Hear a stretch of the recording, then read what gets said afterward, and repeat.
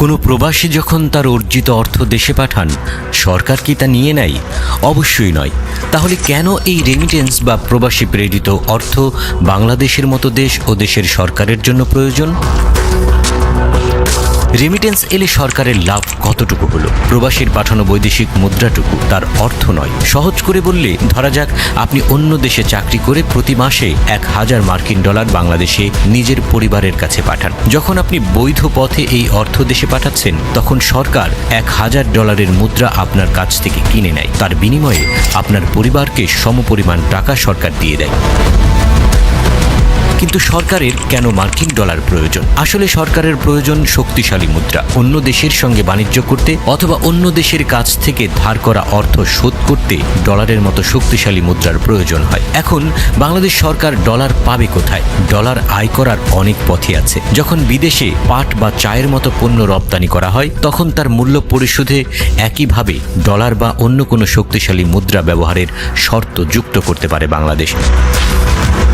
অন্য অনেক দেশে শ্রমিক পাঠায় বাংলাদেশ। সরকারি হিসাব মতে 2023 সালের ডিসেম্বর পর্যন্ত 13,05,453 জন বাংলাদেশি বিভিন্ন দেশে কর্মরত রয়েছেন। ওই বছর তারা 21,942.76 মিলিয়ন মার্কিন ডলার বাংলাদেশে পাঠিয়েছেন। 2022 সালে রেমিটেন্স থেকে 21,285.21 মিলিয়ন মার্কিন ডলার পেয়েছে বাংলাদেশ। 2021 সালে পরিমাণটি ছিল 22,070.87 মিলিয়ন মার্কিন ডলার। অর্থাৎ বৈদেশিক মুদ্রা আয়ের ক্ষেত্রে রেমিটেন্স বাংলাদেশের জন্য প্রয়োজনীয়।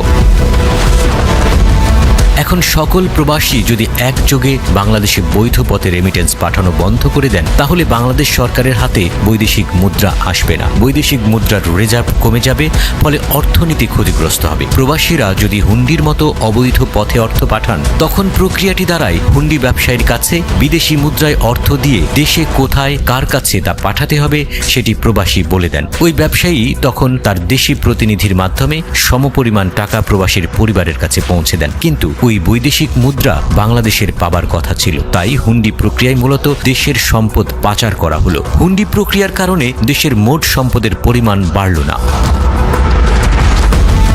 এমন পরিস্থিতি হলে বিদেশের সাথে বাণিজ্য পরিচালনার জন্য সরকারকে ডলার বা অন্য কোনো শক্তিশালী বৈদেশিক মুদ্রায় অন্য দেশের কাছ থেকে ঋণ নিতে হবে। সেই ঋণ সুদযুক্ত হওয়ার সম্ভাবনাই বেশি, ফলে রাষ্ট্রের উপর চাপ বাড়ে। মনে রাখতে হবে, দেশের প্রতি সরকারের নির্বাহী দায়িত্ব। এই নির্বাহী বিভাগ আইনসভা দ্বারা লিখিত এবং বিচার বিভাগ দ্বারা ব্যাখ্যা করা আইন প্রয়োগ করে মাত্র।